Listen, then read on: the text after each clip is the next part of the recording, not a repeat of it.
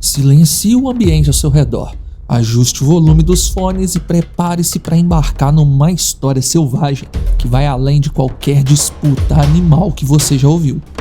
No popularmente conhecido como o Chifre da África, ergue-se um palco hostil onde a chuva raramente ousa cair. Ali, numa área semifértil a leste da capital etíope Addis Ababa, o ano de 1999 se tornaria sinônimo de poeira sufocante, sol de rachar e um confronto épico que 26 anos depois ainda é contado com vozes trêmulas pelas famílias da tribo Afar. Este é o Ordinário, e a seguir você vai reviver minuto a minuto a semana em que reis da savana bateram de frente com um clã ousado de hienas. Deixe seu like, se inscreva e vamos ao vídeo. Depois de 5 anos gerando renda no YouTube e com 5 canais monetizados, eu sei exatamente como te ajudar a alcançar o mesmo resultado. Por apenas R$ 27,00, pagamento único, sem mensalidades, você terá acesso a aulas comigo, direto ao ponto, ensinando como crio meus canais e faturo mais de 25 mil por mês só com o AdSense. E tem mais! Eu vou te dar de graça o meu narrador virtual, o mesmo que eu uso para criar vídeos em qualquer idioma. O link está no comentário fixado. Não perca essa chance, porque eu estou entregando tudo o que não encontrei quando eu comecei lá atrás. Uma planície pedregosa a 1900 metros de altitude, ladeada por colunas vulcânicas e arbustos de acácia quase sem folhas. Nessa região da Etiópia, a precipitação anual média, que deveria ficar perto de 600 milímetros, mal atingiu 110 milímetros em 1998. Em 1999, despencou para alarmantes 67 milímetros. Poços secaram, cisternas viraram lama seca e apenas um riacho, alimentado por nascentes subterrâneas, permaneceu jorrando. Foi ao redor desse filete de água que nossas duas superpotências animais colidiram. De um lado, o bando de leões chamados de Bekele, 9 adultos, 2 machos dominantes de 4 anos e meio.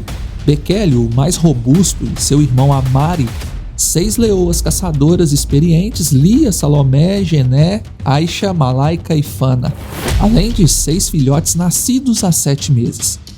Fisicamente, os machos dos Bekele impressionavam.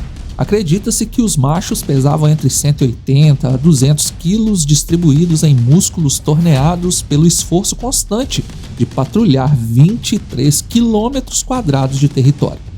Do outro lado, o clã Nafisa, 40 hienas malhadas lideradas pela matriarca Nafisa, veterana de 8 anos com a mandíbula parcialmente torta, resultado de um embate antigo contra uma rival. Entre suas tenentes destacam-se Zuri e Alima, fêmeas de grande porte que coordenam até 12 caçadoras cada.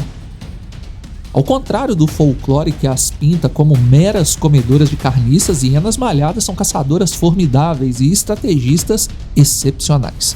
Seu ponto forte? Organização e comunicação vocal. Seus risos estridentes carregam mensagens codificadas sobre tamanho de grupo rival ou presa, distância e até status social, algo que a ciência só confirmou nos estudos de 2004, conduzidos pela etóloga doutora Miriam Geda, mas que a tribo dos Afar já sabiam pela observação durante séculos. No verão seco de 1999, o termômetro marcava 43 graus Celsius ao meio-dia, quando dezenas de Afar caminham em fila até o Gudo para encher odres de couro. Eles cronometraram o horário pelo pico de calor, pois é quando os animais estariam distantes, procurando pelas sombras, principalmente os predadores. Nesse dia, porém, algo rompe a rotina. Vultos espreitam os humanos. São as primeiras batedoras de Nafisa, farejando água e oportunidade. As hienas parecem planejar algo e estão agitadas.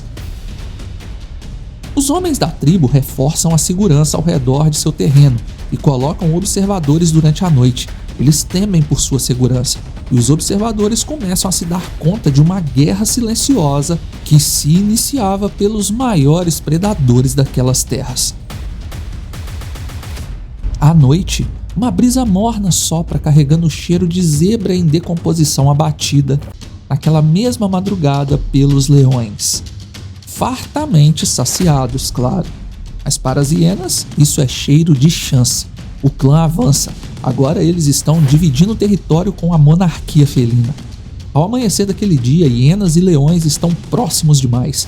A líder está acompanhada de 12 guerreiras fortes e o resto da carcaça é pouco para alimentar todo o clã. Elas avançam mirando os filhotes dos leões. O primeiro confronto acontece quando o sol está pronto para nascer. É quase ritual. As hienas formam um semicírculo, latidos curtos e compassados testando os nervos dos leões. Os machos bekeles dão um passo adiante e rapidamente uma briga explode. Nenhuma baixa, apenas o ensaio da guerra, mas fica claro, o conflito está no ar. As hienas recuam, irão tentar caçar em outro local. Mas 2 dias passam. O vento vira trazendo cheiro de tempestade. Os deuses resolveram abençoar a terra com chuva. Já era hora. Mas ainda é pouco para encher os rios, o riacho ainda é o único recurso de hidratação. Pouco depois do anoitecer, enquanto Amari e Bekele guiam 4 leoas até o riacho para matar a sede, a Lima conduz 18 hienas pela margem oposta. Mas as hienas são ousadas e não querem dividir terreno com leões. Elas se aproximam, Amari ruge, eco que parece arrebentar a própria noite, e crava as garras numa hiena que se aproxima demais. É a primeira morte.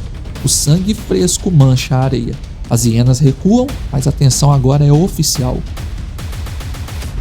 E tudo isso é observado pela tribo Afar ao longe. No dia seguinte, trabalhadores da reserva local vão à tribo para levar água e mantimentos. A chuva que tinha caído iria reviver as plantações, mas as pessoas não podiam esperar até que as plantas voltassem a brotar. Os moradores locais relatam tudo para os guias da reserva. Eles diziam: uma guerra entre hienas e leões está acontecendo e nós estamos observando tudo. Outro fim de madrugada. Nafisa arma a emboscada. Ela sabe que os leões, cansados da patrulha noturna, revezam as rondas. Bekele está sozinho vistoriando uma clareira próxima à tribo.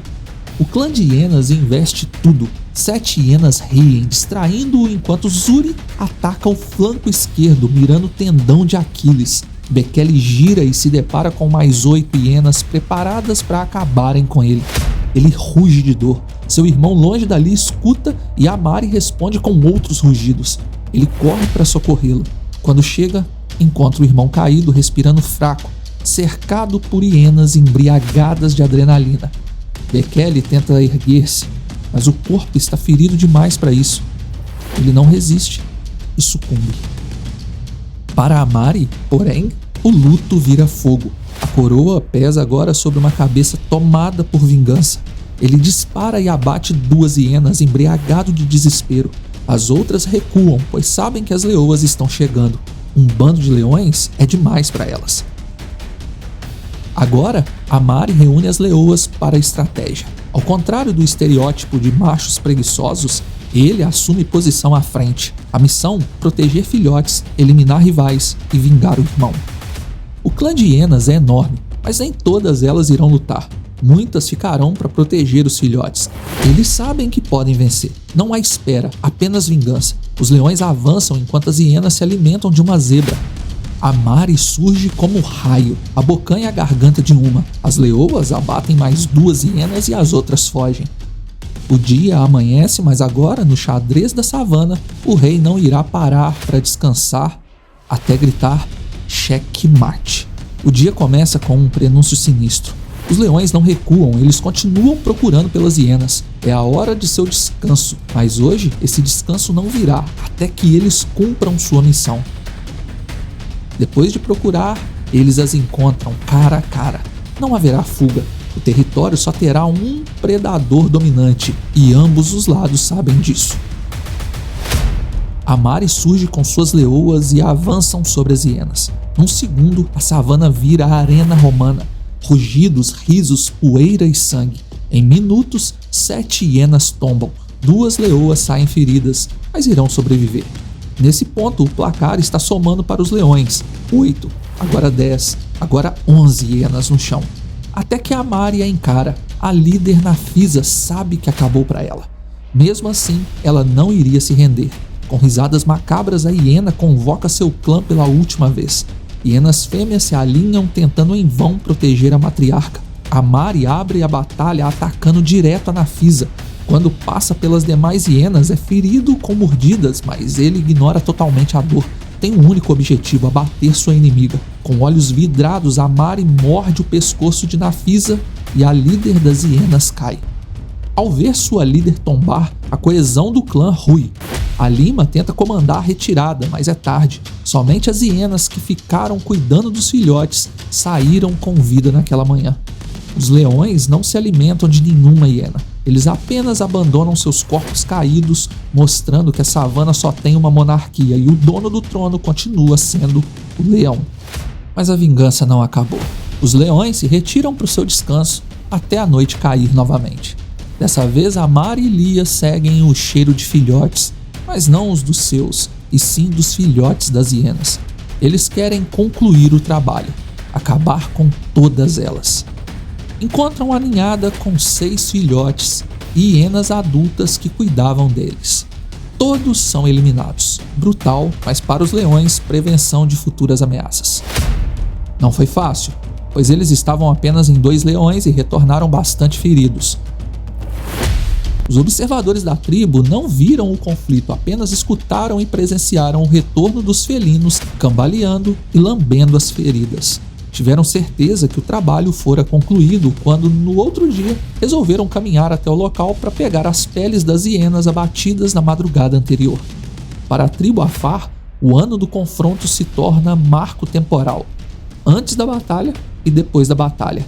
É assim que eles tratam o tempo agora. Couros de hienas foram curtidos em sal e sol, transformados em tambores, usados em rituais que lembram a ferocidade dos dias. A resiliência predatória é um fato incontestável e claro. Secas extremas amplificam conflitos e atos que classificamos como brutais, mas que, na verdade, é somente a natureza se desdobrando dia após dia.